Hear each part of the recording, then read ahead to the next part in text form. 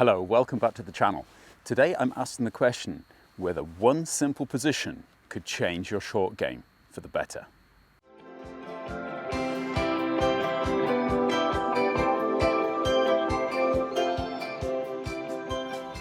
Hello. Over the past few weeks we've been going into an awful lot of detail about the golf swing, and one of the things that really sticks out is the position that we have to get our body into in order to release the golf club correctly through the golf ball. And this is one of the things that we often don't do if we struggle with our short game.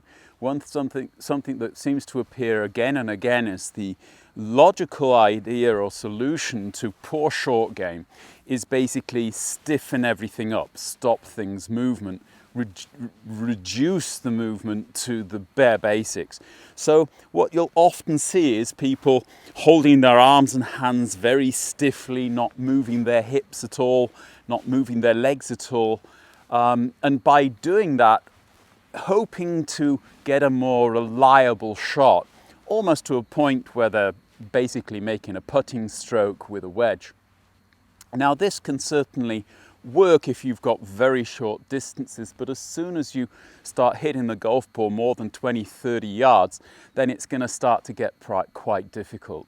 And this is a reason why I want to basically kind of spur you on to try and get this impact or release position even better into your short game as well.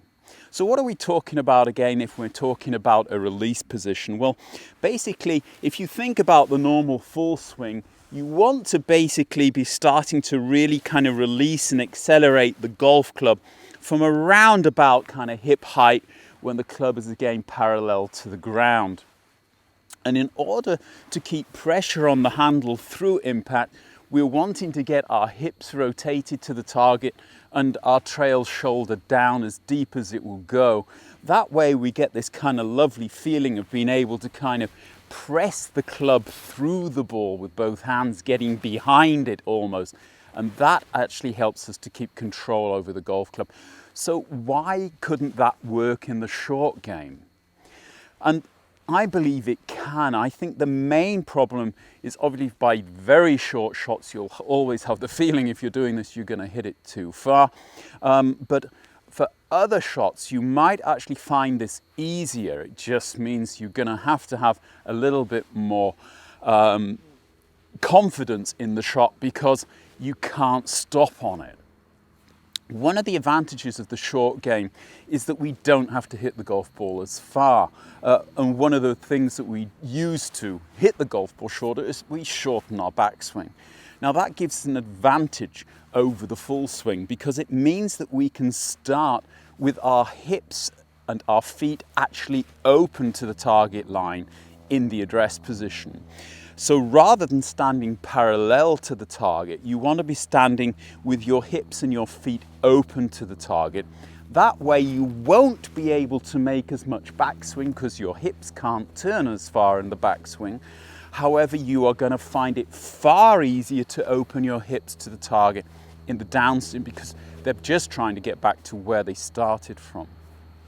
The main trick, however, because it's the driving force of your swing, is to get your shoulders rotating and get this trail shoulder down as soon as possible in the downswing. And this means in the backswing, allowing a little bit of bend in your trail elbow and your wrists. The reason for this is if you keep your trail elbow stiff and your wrists stiff, then you're basically building this triangle between your shoulders, your arms and the club. And that, although it will make a far flatter angle of attack, it does mean, however, that the shoulders have got to come back with the chest to their address position at the moment of impact. You can't get this deep shoulder position because only when you bend the trail elbow and your wrists do the arms move across your chest and basically behind the rotation of your chest through the ball. And this is what we're going to have to do, is allow in the backswing a little bit of bending in the trail arm, a little bit of hinging in the wrists, although you might be only chipping or pitching the ball a short distance. By doing that then, hips open, feet open, you are able to get this trail shoulder down and then really control impact and direction with your hands as you would in a normal swing. This feeling of pulling the butt end of the club around your body, holding the club face square through the ball and stopping any kind of flipping of the hands, which would cause obviously a closing of the club face. You can start this with quite short shots and just work it up.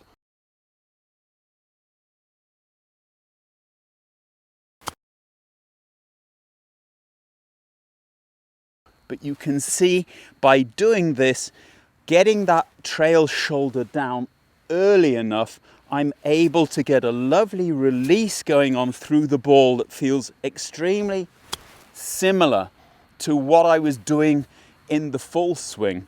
And that, of course, is starting to give me more and more confidence with the short game. One of the extra advantages I find as well is that by getting the shoulder deeper, I'm releasing the club into the ball, but the hands are staying ahead of it, which is stopping me basically topping the golf ball or hitting it fat. I'm also getting far more use of the bounce on the golf club, which will stop it also from being held up by the ground if you were to hit it a little bit fat.